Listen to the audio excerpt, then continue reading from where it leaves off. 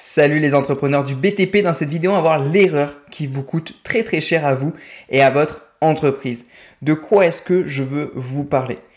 Je veux vous parler de l'erreur qui consiste à refuser de grandir dans le BTP. C'est une erreur qui coûte très cher et je croise souvent des entrepreneurs qui me disent je suis full, je préfère rester comme je suis actuellement, comme je suis petit, ça me convient très bien, je veux pas avoir plus de clients, je veux pas recruter, je veux pas grandir, je veux pas grossir, ça me convient très bien comme je suis. Mais en fait, c'est une énorme erreur autant sur un plan professionnel que personnel et je vais vous expliquer tout ça dans cette vidéo et bien sûr avec des étapes à mettre en place pour sortir de cette condition-là. Pourquoi rester petit est une erreur fatale? Déjà, premièrement, vous devez comprendre que si votre business dépend uniquement de vous, vous n'avez pas de business, mais vous avez un job. Vous vous êtes créé votre propre métier en entreprenant. Donc, c'est impossible de partir en vacances sans stress. Si vous êtes malade ou absent, l'entreprise ne tourne pas. Vous êtes à la merci des fluctuations du marché et j'en passe. Il y a plein de désavantages à ça. Ensuite, votre santé et votre vie perso sont en danger. Le stress, les horaires interminables, la pression constante, ce n'est pas un modèle de réussite.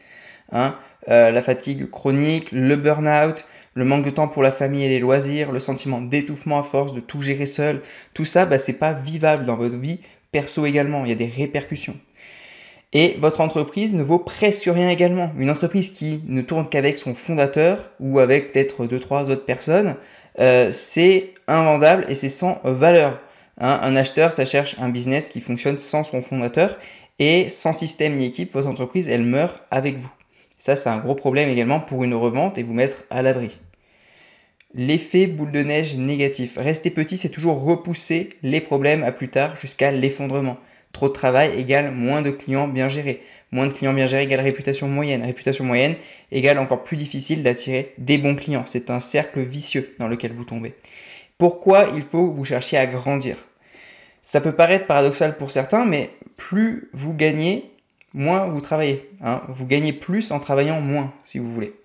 En structurant votre business, vous pouvez multiplier vos revenus sans travailler forcément plus. Parce que vous sortez de cet opérationnel et vous pouvez mettre votre temps et votre énergie sur d'autres choses. Donc ça peut vous permettre d'augmenter vos tarifs en démontrant une meilleure organisation, gérer plus de clients sans stress, automatiser certaines tâches, etc. Et il n'y a que des avantages à ça. Vous déléguez et vous gagnez en liberté. Un vrai entrepreneur, ça construit une équipe et ne gère pas tout seul. Vous pouvez embaucher des sous-traitants ou une équipe qualifiée.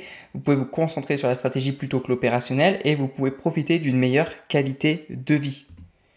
Votre entreprise prend de la valeur. On en parlait tout à l'heure, mais une entreprise qui fonctionne sans son fondateur, c'est une entreprise qui peut se vendre cher. Il y a plus de processus, donc plus d'investisseurs potentiels et une possibilité de revendre et de passer à autre chose. Donc on est sur quelque chose de beaucoup plus intéressant par la suite si vous voulez vous partir avec un gros billet pour vous et votre famille à la fin de votre carrière quand vous souhaitez arrêter. Vous vous mettez à l'abri sur le long terme. Un business bien construit, ça assure votre avenir et celui de votre famille. Possibilité de se retirer progressivement, assurance financière et stabilité, tranquillité d'esprit et moins de stress. Alors c'est bien beau tout ça, mais comment faire aujourd'hui si vous êtes bloqué dans cette situation? Parce que c'est plus facile à dire qu'à faire tout ça. La première étape pour débloquer votre entreprise et amener à un niveau supérieur, c'est d'identifier les tâches chronophages et automatisables. Ensuite, commencer à déléguer progressivement et mettre en place des systèmes et process clairs. Donc ça, on en parle dans nos autres vidéos si vous voulez aller les voir. Et la chose ici à comprendre, c'est qu'on ne fait pas tout d'un coup, on y va petit à petit. Peut-être que vous avez déjà essayé, vous avez rencontré des obstacles, en effet, c'est plus facile à dire qu'à faire, mais on y va petit à petit. Et si c'est bien fait, normalement, ça devrait bien se passer.